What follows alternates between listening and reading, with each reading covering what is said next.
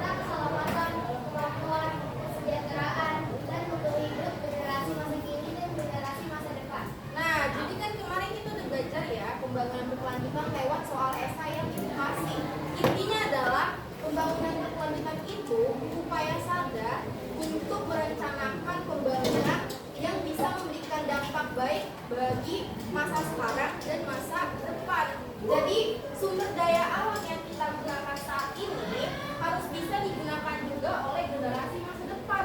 Kalau kita bisa menggunakan sumber daya alam dengan melimpah, dengan cukup saat ini, generasi masa depan juga harus merasakan yang sama. Jangan sampai kita hari ini bisa minum air bersih yang segar dengan bebas, kita mandi dengan air bersih, kita bebas makan sayur, makan lauk, kita bebas minum susu. Jangan sampai karena kita serakah, kita tidak bisa mengkontrol penggunaan atau mengkonsumsi hal-hal tersebut, nanti anak cucu kita tidak mendapatkan bagian dari alam tersebut, bagian dari sumber daya tersebut. Nanti kan kalian di sini nggak mungkin kan lajang terus kan, pasti punya anak ya, punya cucu ya, pasti kalian juga pengen ya anak kalian itu hidupnya sejahtera, pengen hidupnya berkecukupan. Nah itulah ide dari pembangunan berkelanjutan ya, mencukupi kebutuhan masa kini dan masa sekarang, masa depan, dengan meminimalisir kerusakan lingkungan seperti itu. Nah, ini ada karakteristik pembangunan berkelanjutan. Ini ada di buku ya, ada di halaman 107 di paragraf pertama di baris yang kedua, dari memperkirakan dampak kesehatan dan kelestarian lingkungan hidup. Kan banyak ya, kalian pernah nonton berita gak sih? Ada ekspor tambang besar-besaran, ada ada eksploitasi hutan besar-besaran, terus hewan yang lama-lama punah karena selalu diburu. Itu menyebabkan apa? Kerusakan lingkungan gitu. Ide dari pembangunan berkelanjutan itu meminimalisir hal-hal tersebut, hal-hal yang merusak lingkungan, merusak ekosistem kehidupan kita gitu. Terus mendorong perilaku manusia yang mendukung pemanfaatan dan manajemen sumber daya alam secara berkesinambungan. Jadi kita itu kalau menggunakan sumber daya alam itu harus berkesinambungan. Berkesinambungan itu seperti tadi, harus cukup sampai generasi masa depan. Jangan cukupnya pas di generasi kita doang. Nanti generasi masa depan makan apa gitu. Nanti anak cucu kalian makan apa kalau misalkan sumber daya alamnya udah habis, udah langka, udah nggak bisa ditemukan lagi gitu. Terus menjunjung tinggi rasa tanggung jawab terhadap alam, ini pasti ya, dan berperan aktif dalam menjaganya, dan meningkatkan kualitas manusia agar memiliki pengetahuan, kemampuan berdaya saing, dan juga memanfaatkan alam secara efisien dan bertanggung jawab. Kalian tahu nggak sih manfaat kalian sekolah itu apa?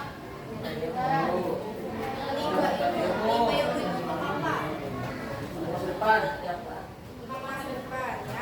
menambah pengetahuan. Jadi gini ya, sebetulnya ya ibu mau kasih tahu, anak yang pandai atau cerdas itu bukan cuma diukur dari berapa nilai yang dia dapat, berapa nilai raportnya ya, entah nilai raportnya 190 bukan, tapi dia juga harus bukan cuma dilihat dari kecerdasan akademinya, tapi dilihat juga dari attitude-nya, sifatnya, adabnya.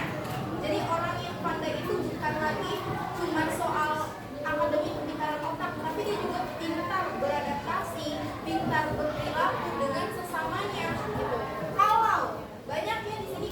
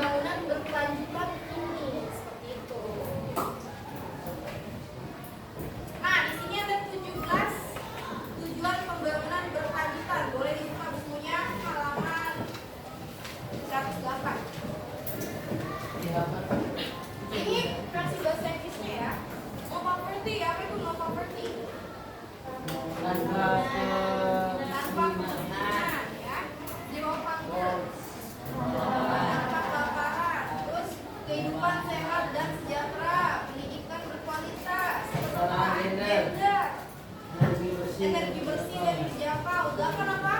Pekerjaan layak dan pertumbuhan ekonomi. Ya, industri inovasi dan sebagainya.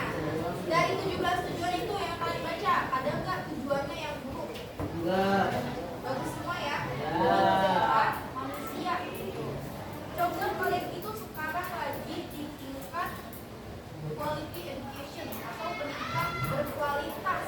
Itu artinya kalau kalian sekolah lakukan betul-betul supaya nanti jadi manusia yang berguna. Pendidikan saat ini juga adalah salah satu tujuan dari pembangunan berkelanjutan. Jadi belajarlah dengan sungguh-sungguh. Nanti yang ini 17 tujuan pembangunan ini dipelajari ya, dipelajari dan dipahami lagi. Nah, di sini ada prinsip pembangunan berkelanjutan. Yang pertama baca dulu dong satu orang. Satu orang yang mau baca.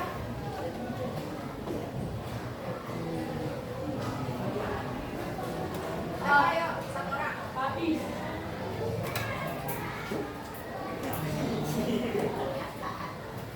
Ayo, Bu.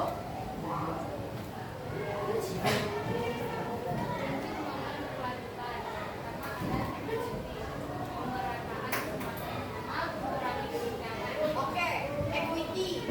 Pemerataan kesempatan yang sama mengurangi kesenjangan. Maksudnya kesenjangan itu apa sih? Perbedaan yang cukup drastis gitu. Kalau kalian lihat nih, Pulau Gebang aja deh, jangan jauh-jauh. Pulau Gebang itu ada bagian rumahannya, ya. Tahu yang Royal Residence? Itu kan komplek elit ya. Coba kalau Pulau Gebang bagian mana ya? Ya bagian yang agak bukan perumahan gitu, rumah kampung gitu. Kalian bisa lihat kan itu dalam satu kecamatan gitu ya, ada begitu kesenjangan, ada si miskin, ada si kaya, ada si elit, ada si susah sederhana gitu. Itulah yang dimaksud dengan kesenjangan. Nah, pembangunan berkelanjutan ini tujuannya untuk menghapuskan kesenjangan tersebut. Kalau bisa ya, semua itu setara gitu. Jangan ada yang miskin, ada yang kaya, yang kayanya lebih sedikit, yang miskinnya lebih banyak. Seperti itu, gitu. Equity itu artinya kesetaraan. Coba yang kedua baca. Siapa satu orang? Ekonomi peningkatan keterampilan kerja bahasa ini yang kuat. Nah, di pembangunan berkelanjutan ini ada prinsip ekonomi, yaitu nanti setelah kalian selesai sekolah, selesai berpendidikan, kalian itu harus menjadi orang yang bersaing dalam dunia pekerjaan.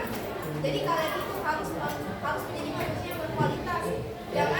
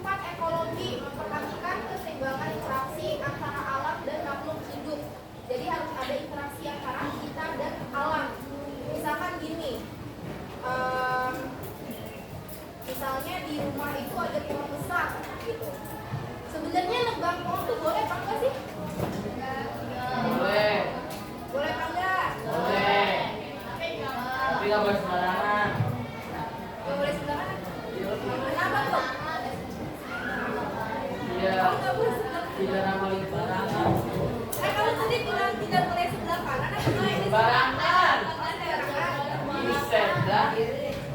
Sebenarnya tebang pohon tuh boleh ya, apalagi kalau pohonnya sudah ya nutup-nutupin jalan, nutupin rumah, itu udah apa ditebang, tapi jangan ditebang seluruhnya gitu loh ya. Ditebang harus dipilih bagian mana yang harus ditebang.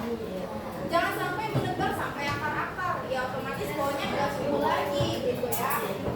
Nah, yang kelima, engagement atau partisipasi aktif masyarakat dalam mendukung program pembangunan berkelanjutan, yaitu ya dari kita dari kecil itu kita sudah harus membiasakan kebiasaan hidup pembangunan berkelanjutan. Kita harus partisipasi aktif. Hal-hal apa aja yang bisa kalian lakukan? Nih, yang pertama apa tuh? Baca bareng-bareng. Membeli dan mengonsumsi makanan lokal. Yang sering makan makanan impor. Impor itu yang didatangkan dari luar negeri. Makan apa?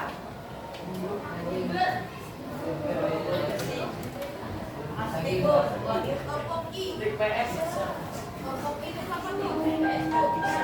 Lanjut nanti ya.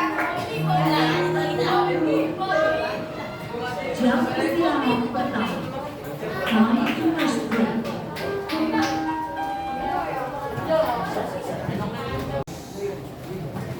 Udah selesai kiranya? Udah kenyang? Siapa yang mau makan? Siapa yang masih semangat belajar? Siapa yang gak lesu? Ya, ada yang lesu. Mau es krim lagi?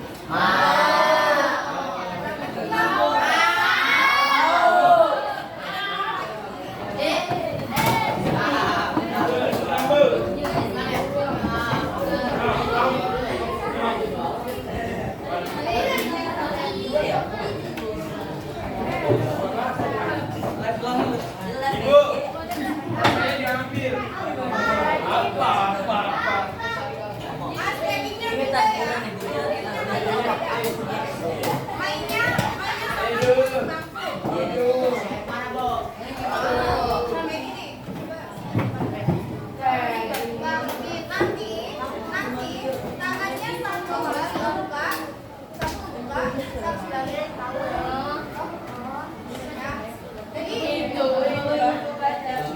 Jadi gini mainnya ya. Nanti aku bacain cerita.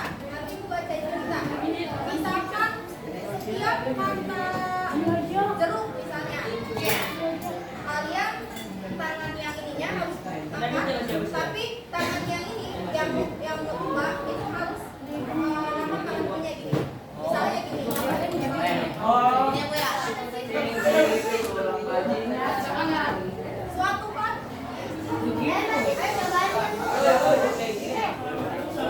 ibu ke pasar ingin membeli buah.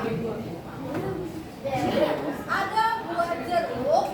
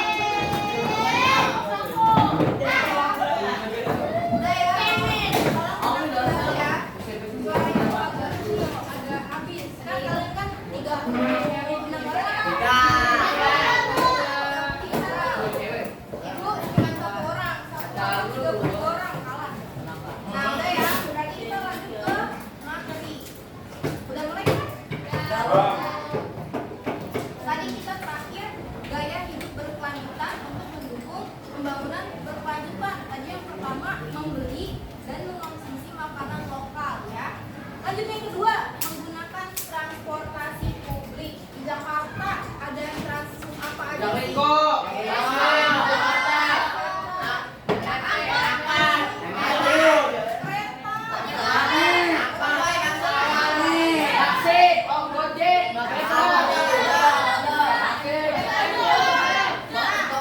Kalian kalau pergi-pergi lebih suka naik mana?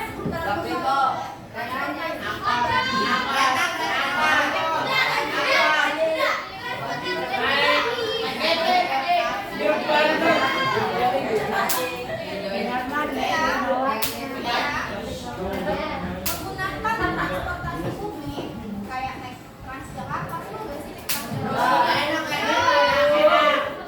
Seru ya, bisa keliling kota cuma 3.500. Itu kan udah nggak kemana-mana kan? Bisa mulai dari kota, dari kantornya dan jendela-nya. Nah, kayak naik Transjakarta, naik Jaklingko, naik angkot, naik kereta, itu usaha kalian dengan cara itu salah satu usaha kalian sudah mendorong pengurangan polusi gitu. Karena ketika terlalu banyak kendaraan di jalan dan itu kan menambah polusi ya. Dan polusi di Jakarta itu sudah parah, sudah termasuk parah gitu. Nah, jadi Ibu anjurin kalian kemana-mana ada baiknya naik transportasi umum gitu. Mengurangi kemacetan ya kan, mengurangi kecelakaan. Coba kalau kalian pikir-pikir, kecelakaan darat itu lebih banyak terjadi di kendaraan apa? Motor kan, truk, motor, mobil, ya kan? Karena terlalu padat lalu lintasnya gitu. Jadi biasakan menggunakan transportasi umum. Terus menggunakan produk ramah lingkungan di sekolah kita nih udah bisa menerapkan produk ramah lingkungan. Kalian disuruh bawa apa nih? Tumbler. Ya ini juga pakai kartu tumbler. Biar apa? Biar kalian itu enggak nambah-nambahin sampah plastik. Kalau kalian beli aqua di kantin, ya kan nambah lagi ya sampah plastiknya di sekolah. Masalahnya adalah anak-anak Sagadel ini kadang suka buang sampah sembarangan. Makanya udah nambah sampah, buangnya sembarangan, sekolahnya makin bersih.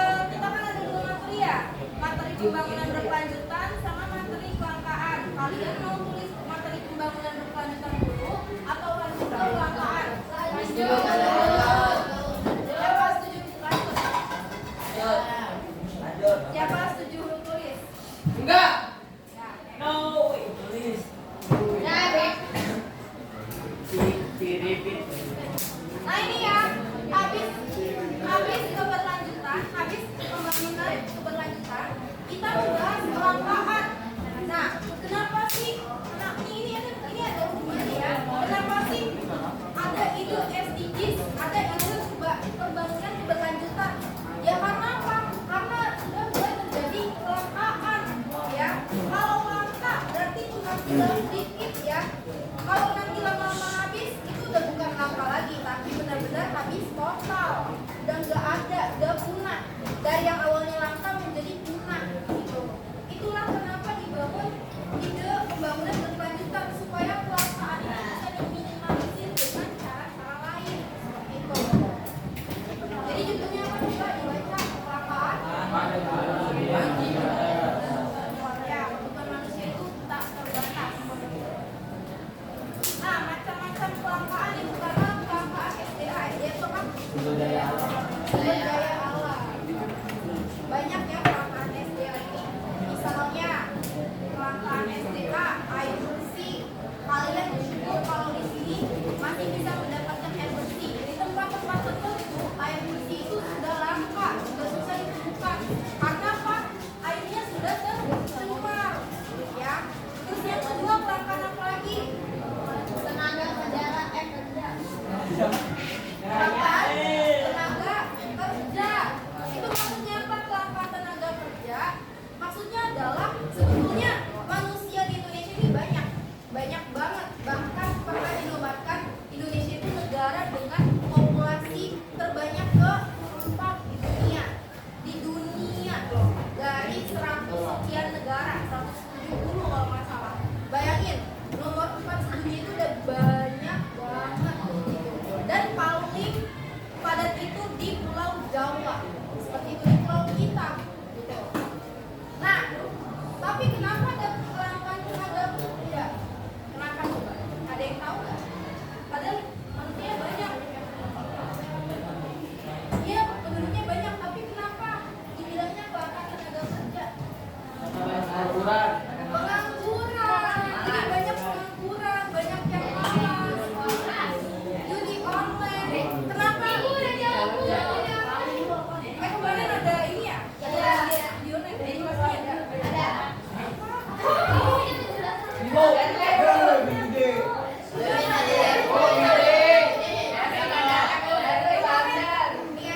di live stream itu ada beberapa kakak kelas kalian itu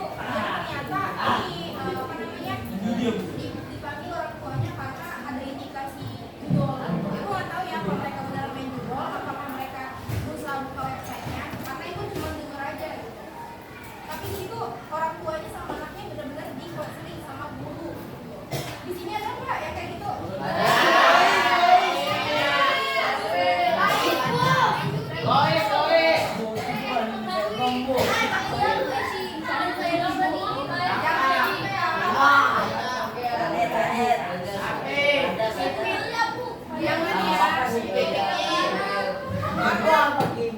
Dari canduan, karena dari canduan itu bisa merusak diri kalian, bahkan merusak keluarga kalian. Ada anak yang rela sampai ngambil uang ATM, uang dari ATM ayahnya, cuma karena ketagihan judol. Jangan sampai ya. Nah, kita balik ke langkah tenaga kerja. Kenapa langka? Karena tadi banyak pengangguran. Kenapa pengangguran? Karena dia tidak bekerja. Kenapa tidak bekerja? Tidak ada skill, tidak ada kemampuan untuk bekerja, gitu. Tidak ada kemauan, malas, gitu. Dan bisa juga karena lowongan pekerjaan yang sedikit, gitu. Karena di Indonesia itu kebanyakan manusianya, tapi lowongan pekerjaannya lebih dikit. Itulah yang kadang membuat banyak pengangguran, gitu. Selain karena tidak ada skill dan kemampuan. Terus kelangkaan modal. Maksudnya modal itu apa nih? Ada yang tahu? Modal, taunya duit ya. Modal itu bukan cuma duit. Modal adalah suatu bahan yang digunakan untuk mengolah sesuatu. Itu termasuk modal. Nah, kelangkaan modal ini bisa berpengaruh pada pembangunan berkelanjutan. Kalau modalnya tidak ada atau modalnya sedikit, berarti proses pembangunan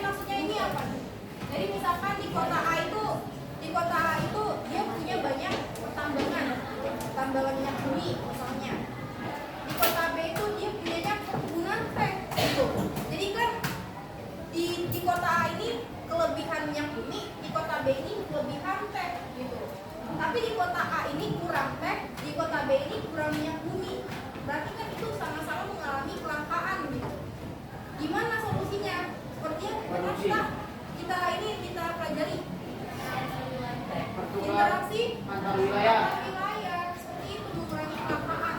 Jadi sumber daya yang didapat dari alam itu harus merata ke semua orang, ke semua daerah. Terus yang keenam, perkembangan iptek yang tidak merata. Ya kalau kita lihat sendiri di Jakarta mah anak SMP udah punya HP ya, anak SD. Coba kalau kalian ke kampung, masih ada yang belum. Jangankan di kampung deh, di Jakarta juga masih ada sih sebenarnya yang mungkin dalam satu kelas nih ada yang nggak punya HP, mungkin karena keterbatasan atau mungkin nggak dibolehin bawa juga, kita nggak tahu ya alasannya. Nah ini dampak ekonomi atas kelangkaan sumber daya alam, ini dibaca aja ya. Yang pertama tolong baca bareng-bareng. Satu, Penurunan jumlah produksi sehingga masyarakat tidak mampu memenuhi kebutuhan masyarakat tersebut.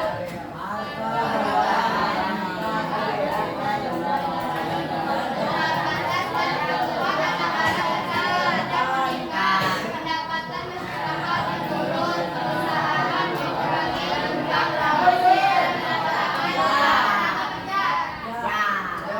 ya itu ya. Kalau ini kan full text ya, kalian nanti tinggal baca ulang dan bakal paham.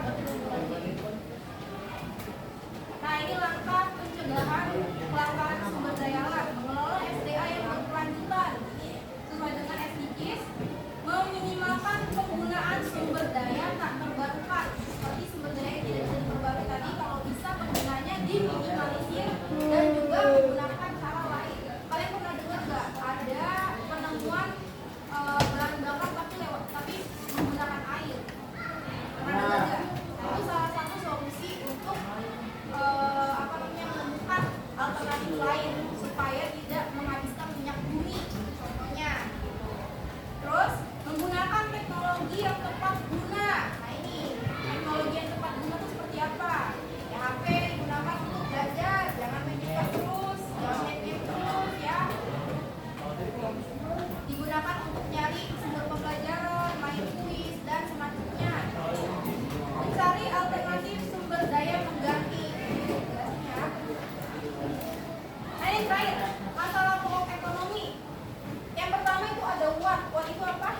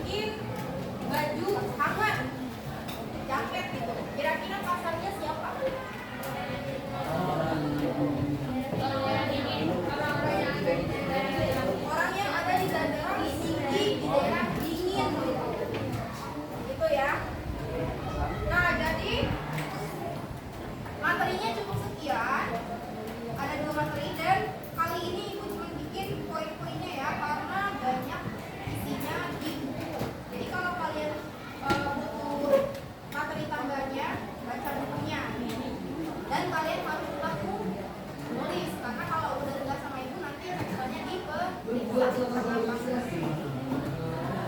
dicatat dulu dari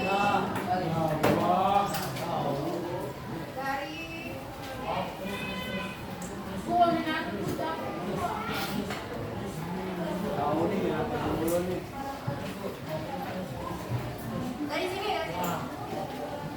Kan kalau tujuan sama karakteristik dari takut ya kemarin di sore saya. Sekarang dari prinsip pembangunan berkelanjutan. Lanjut aja setelah esai. Ayo. Nggak ada bu.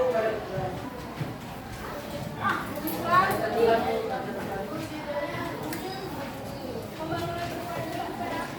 Saya.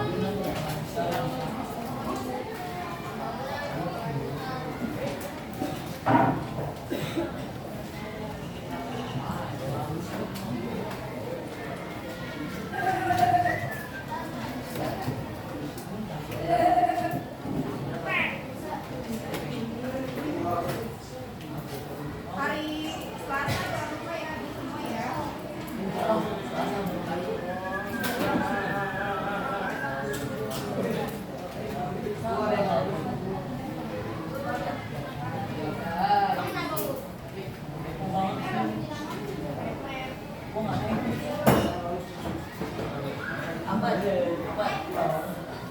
Kemarin nih dewas kampus ya? Mau nggak dewas ya Pak? Habis istirahat dulu ada jam Enak Bu, jam kos pulang aja Bu. habis istirahat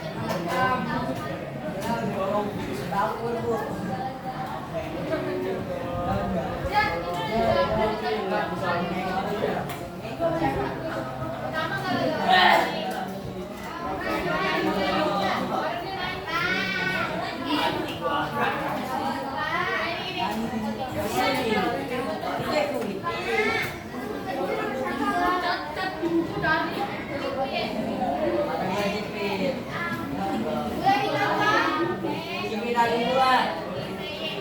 Kira mata gua belum. Ya.